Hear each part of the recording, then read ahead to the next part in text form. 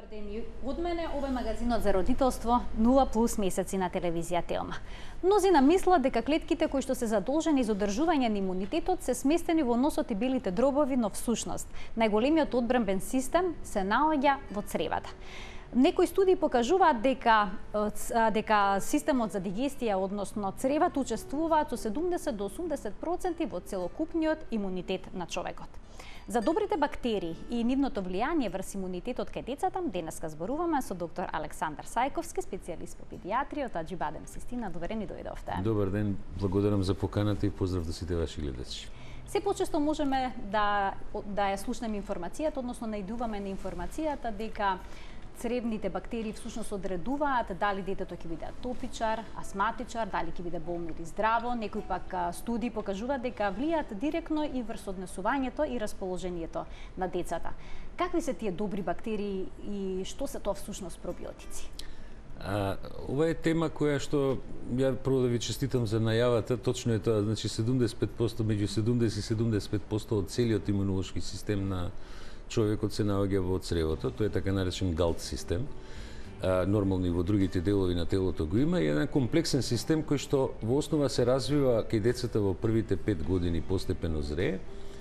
Достига некаде вредности од 40 до 50% од оној што го имаат возрастните луѓе. Меѓутоа, кога зборуваме за, знаете, добри и лоши бактерии, ние треба да знаеме одма една работа, дека, што би сакал да потенцирам сега, тоа е дека човекот и детето и возрастните луѓе генерално имаме повеќе микроорганизми на нас и во нас отколку што имаме клетки со кои што живееме. Што е фасцинантен податок. Тоа е негде дури 100 пати повеќе има микроорганизми и таа симбиоза треба да биде многу добра, затоа што тоа е еден од првите предуслови за поквалитетно живење и подолго живење. Тоа е вака кога зборуваме за подолготраен аспект.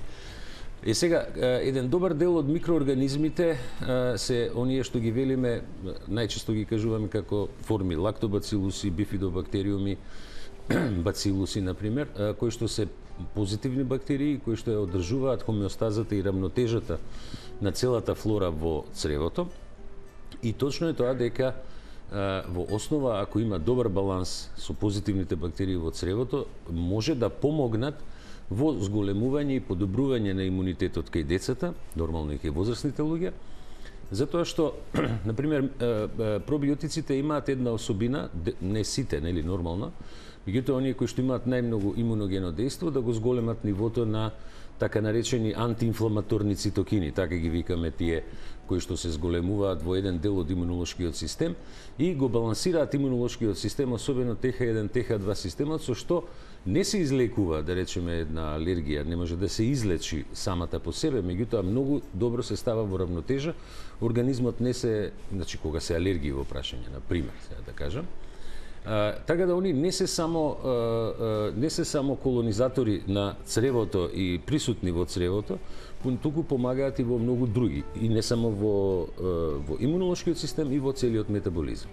Цревната флора вела дека е константна и стабилна и дека најважни се првите 6 месеци од животот на бебето при нејзиното формирање. Зошто се потенцира овој период и дали во тој период родителите треба да инсистираат на стерилна средина за нивното бебе, или потребуваат антибактериски марамчиња, па потоа специјални средства за измивање на рацете? Не, мислам, тоа е она теорија на хигиена, нели? Не треба да се претерува со хигиената. Знаете, се додека детето се запознава со се поголем број на микроорганизми од околината, тоа фактички го јача едниот дел од имунолошкиот систем, го зајакнува ТХ1 системот и вие имате, например, во земји каде што има почесто инфекции, има помалку алергии. Во земји каде што имаме ултрачистота, каде што немаме инфекции, имаме повеќе алергиски реакции. Тоа е типично во западноевропските земји, сега, например, во овој период. Или чак и во средини во Македонија. Меѓутоа, првите 6 месеци зошто се клучни? Затоа што во цел свет, вклучително и во Македонија, драматично се зголемува бројот на деца кои што се родени со царски рез.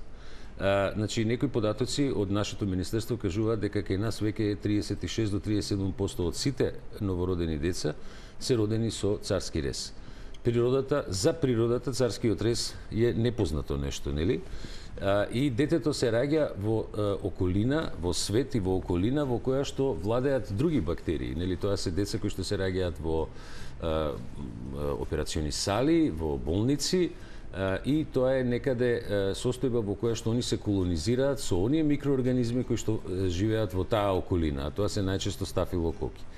И сите новородени деца кои што се родени со царски рез, огромен број на студии клинички покажуваат дека во првите 6 месеци доминираат стафилококите во нивниот цревен систем, за разлика од позитивните бактерии, лактобацилусите и бифидобактериумите кои што се многу малку. Додека деца кои што се родени природно, они поминувајќи низ родилните канали ги закачаат, ги собираат фактички лактобацилусите низ родилните канали што ги има мајката и они се колонизираат со тие добрите бактерии. И тој геп, што би рекле, во првите 6 месеци може да биде многу лош, да не речем брутален и опасен за целиот имунолошки развој кај детето во првите години од животот. А каква улога игра мајчиното млеко?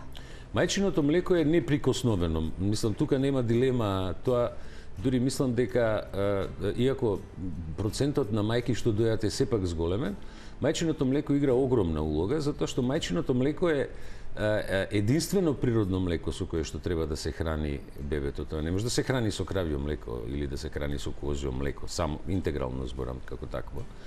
Мајчиното млеко е тука интересно бидејќи во себе содржи посебни молекули кои што се викаат пребиотици, кои што го стимулираат развојот на пробиотските бактерии во цревото. Но во мајчиното млеко исто така е откриено дека некаде 1980 година е откриено дека мајчиното млеко содржи еден пробиотик, се вика Lactobacillus reuteri protectis, во самото мајчино млеко го има. Иначе тоа е прв пат изолирано кај една мајка во Перу, на пример, чисто овака како податок интересен, и во основа целиот концепт на мајчиното млеко е да ги стимулира развојот на пробиотските бактерии во цревото. Утврден ли е механизмот на делување на пробиотиците врз имунолошкиот систем, врз развојот на имунолошкиот систем? Абсолютно. На каков начин всушност тие го зајакнуваат имунолошкиот систем? Апсолутно е утврдено. Тоа е докажано, на пример, деца или возрастни луѓе, кои што, особено ние се за деца зборуваме, кои што пијат пробиотици, односно внесуваат пробиотици, првото основно дејство што е нивно е да ги зајакне врските помеѓу клетките, оние клетките во гастроинтестиналниот систем да не пливаат непотребно, него да се меѓу себе зајакнати. Втората функција битна е да ги отфрли сите патогени бактерии од површината на слузницата на цревото.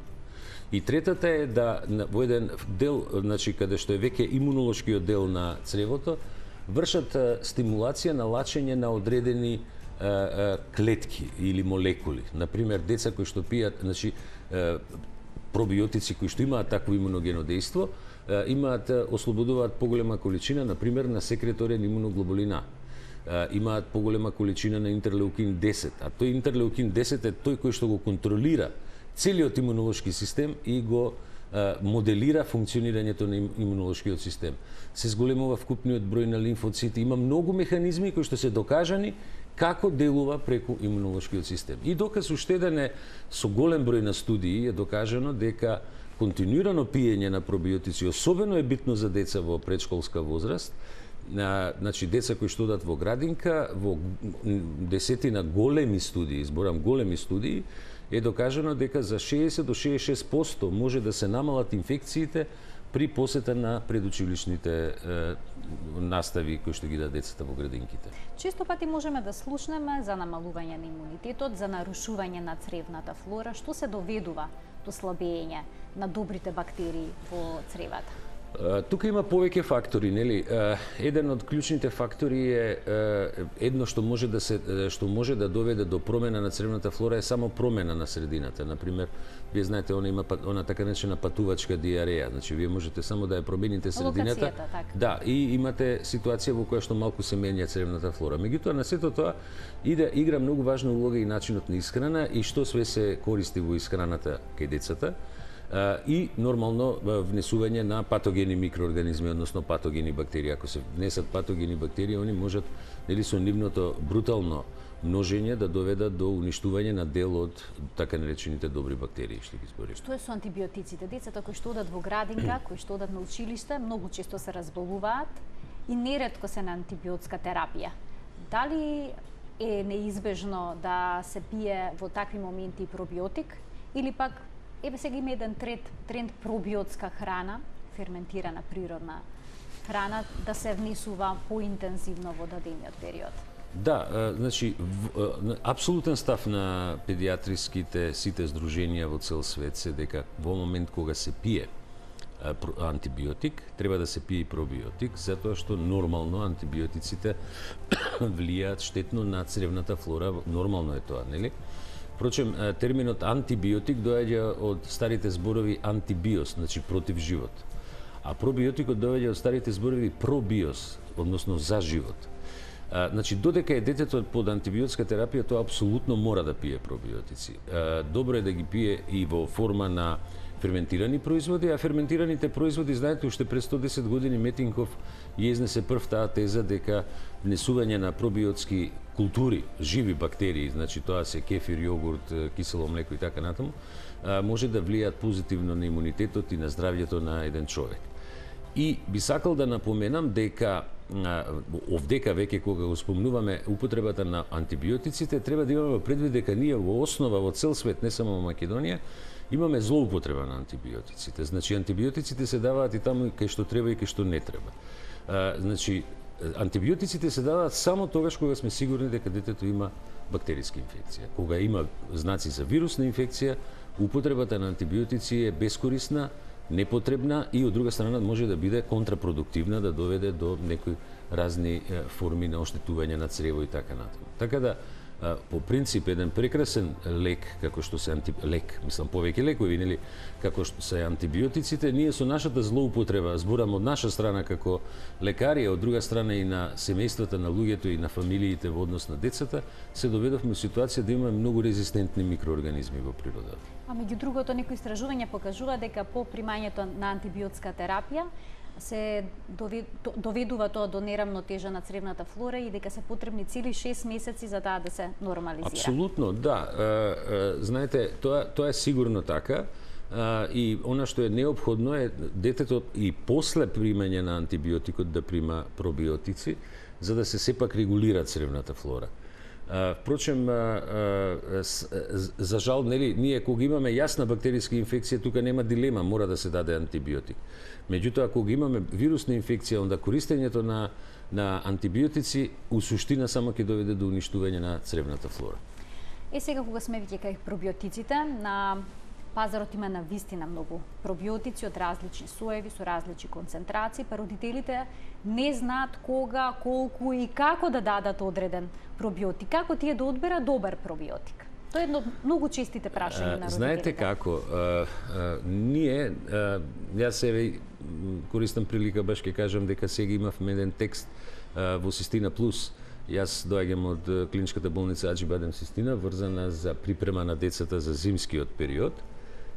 И таму, например, меѓу другото, во припремата е и некои контроли кои што треба да се направат и споменато е евентуално појачување на имунитет со некои имуномодулатори како што се пробиотици. Сега кога ќе кажете, има навистина еден голем конгломерат на пробиотски култури кои што се наоѓаат на пазарот, треба да се има во предвид дека начинот на нашиот живот, значи начинот на модерното живење, модерниот начин на исхрана, користењето на она што би рекле junk food храна, користењето на многу хемикалии, на разни неразградени пестициди, органофосфати во исхраната, значи доведуваат до рушење на имунолошкиот систем.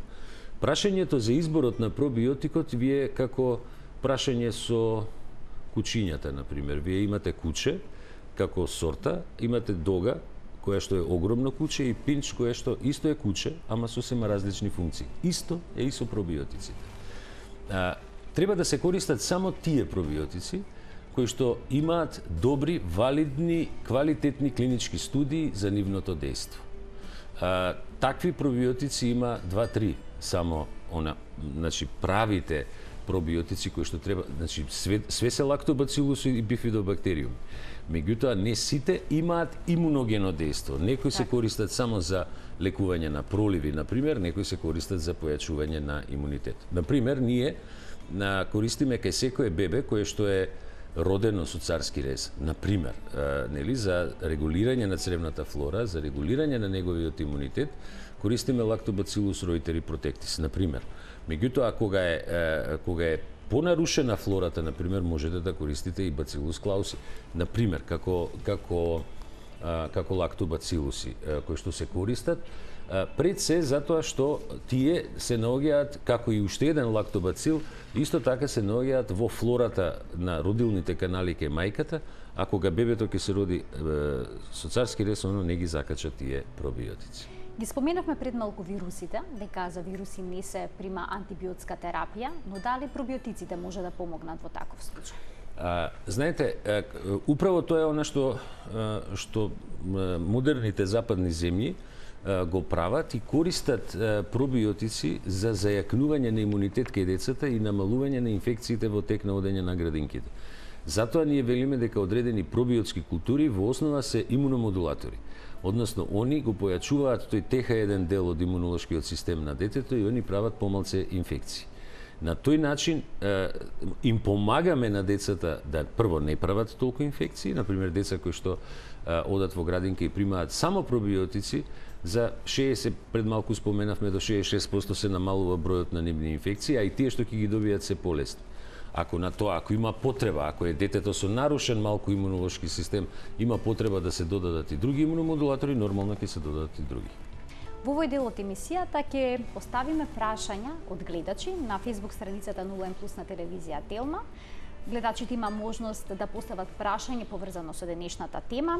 Еве сега ќе го слушаме прашањето на Билјана Јошеска. Дали давањето пробиотик би помогнало за 3-месечно бебе родено со царски рез да има редовни столици? Бебето излегува еднаш на 4-5 дена и е на ексклузивно доање, дали ќе помогне да се дава чајче или пак мајката треба некаков режим на исхрана да воведе за преку млекото да му се помогне на бебето да има редовни столици? Да, што ме детето родено со царски рез, без оглед што е на мајчино млеко, треба да прима пробиотски. Јас дури имам еден текст напишано за еден портал panacea.mk во однос на царскиот рез и зошто децата треба да примаат најмалку 6 месеци, а најдобро една година, најмалку една година да примаат пробиотски култури, кога се родени со царски рез.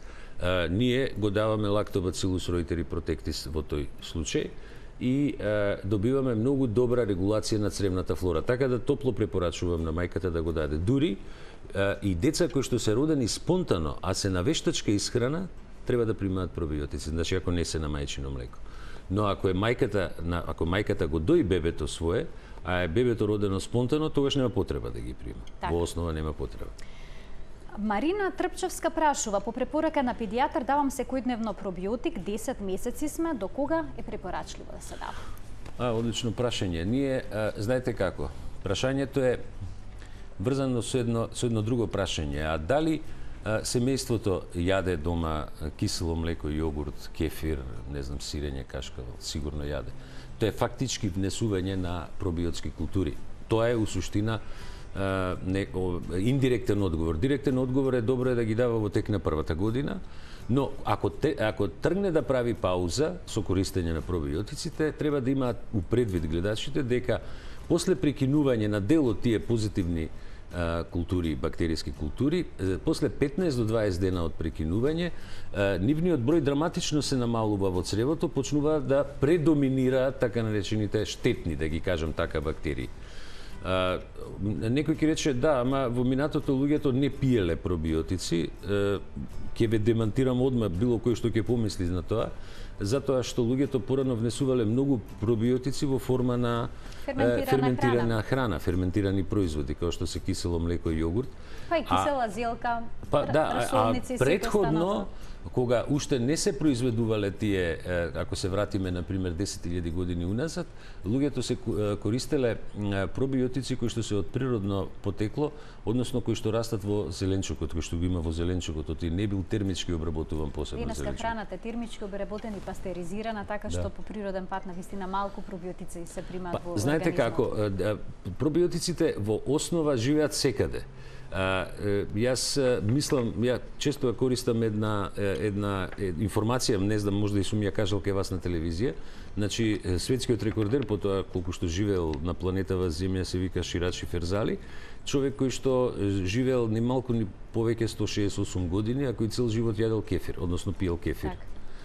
Сакам да кажам, сигурно дека и генетиката негова била таква да може долго да живее, али еден од факторите е и начинот на исхрана.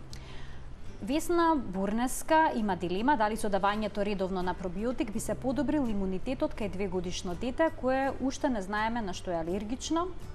Дали воопшто пробиотикот би помогнал во надминување на алергија кај децата е незиното прашање. Јас би додала и дали помага кај децата кои што се атопичари, кои што имаат атописки дерматит, да се смири реакцијата и да не биде толку жестока распространитоста да биде на кожата помала. Кај децата во првите 5, односно 6 години, сите наши колеги кои што се бават со алергологијата ги ви кажат дека доминантните алергиски реакции доаѓаат на храна. Дури после 6-та година алергиските реакции доаѓаат на инхалативните алергени. Апсолутно ќе помогне затоа што пробиотиците првата основна активност нивна е да ги затегнат врските помеѓу клетките во цревниот систем, да не дозволат да се они расширени и во меѓупросторите да навлегуваат разни компоненти од храната, микроорганизми кои што може да доведат, особено овие компоненти од храна кои што може да доведат до алергиска реакција. Дури што е многу интересно, дел од пробиотиците имаат особина да ги прифатат лактозата од мајчиното млеко или од вештачкото, ако е детето на вештачко млеко, да ја метаболира лактозата и да ослободи од нејзе да произведе кратколанчени масни киселини. Значи, му помага на детето и во метаболирање на храната. При тоа, значи, шансата за појачување на алергијата на поедини храни се намалува од една страна физички, затоа што нема контакт на алергените со внатрешниот дел од цревото, од една страна, од друга страна со покачување на секреторниот имуноглобулина, антиинфламаторните цитокини, се подобрува односот меѓу ТХ1 и ТХ2 системот и децата стануваат помалце манифестација алергиски има. Ние не ги користиме пробиотиците да ја излечат алергијата. Нели, кога е детето алергично на одредена компонента на храна, например, оно е алергично, меѓутоа ги намалуваме симптомите кои што они ги имаат. И за денеска последното прашање во 0N+, повторно ќе биде од гледаш. Гордана Ѓоргиева ја интересира дали постојано треба да се дава пробиотик или треба да се прави пауза. Тоа делумно го одговоривме. Ако треба, после колку испиени шишанца да е паузата и после колку време повторно треба да се продолжи со давање на пробиотикот? Многу е битно кога збориме за должината, значи кај децата кога ќе се родат со царски рез во тек на првата година, идеално цела прва година да го примаат, нема потреба од правење на пауза. Меѓутоа, ако ќе помине година дена, многу зависи од начинот на исхрана на детето. Ако детето користи пробиотски култури во исхрана, во тој случај може да се прават паузи од 1 месец, 2 месеца, па да се продолжи наредни 4-5 месеца. Значи, многу е битно начинот на кој што се храни детето. Оти нормално дека внесување и на природните пробиотски култури помага исто, нормално, одлично помага во регулација на имунитетот и затоа е нашиот совет, посетувајте ги вашите педиатри. Значи, ние на сите родители кои што се родители на деца кои што се родени во Систина им велиме во првата година посетувајте го вашиот педијатар барем еднаш месечно, во втората година минимум 4 пати годишно. Најважно е да се направи цел еден план за начинот на исхрана и развојот на детето. Затоа и евентуалното правење на паузи многу зависи од режимот на кој што е детето на исхрана. Во колку детето почне да се храни во втората година, например со храни кои што имаат висока алергизантност, например, зборам, ако не внесува пробиотски култури, зборам кефир, јогурт, кисело млеко и така натаму, апсолутно треба да прима пробиотици. Така. Навистина корисни и нови информации за гледачите кои што верувам дека ќе им помогнат кога станува збор за имунитетот на нивното дете, бидејќи сега почна со работа училиштата, новата учебна година, исто така децата почнуваат во градинка, со тоа започнуваат и настинките, растечените носења и намалениот имунитет. Ви благодарам што бевте дел од Благодарам на вас. Денешен гостин во емисијата беше доктор Александар Сајковски, специјалист по педијатрија од Аџи Бадем Систина. Се гледаме секој работен ден во рамки на утринската на Телма. Пријатно.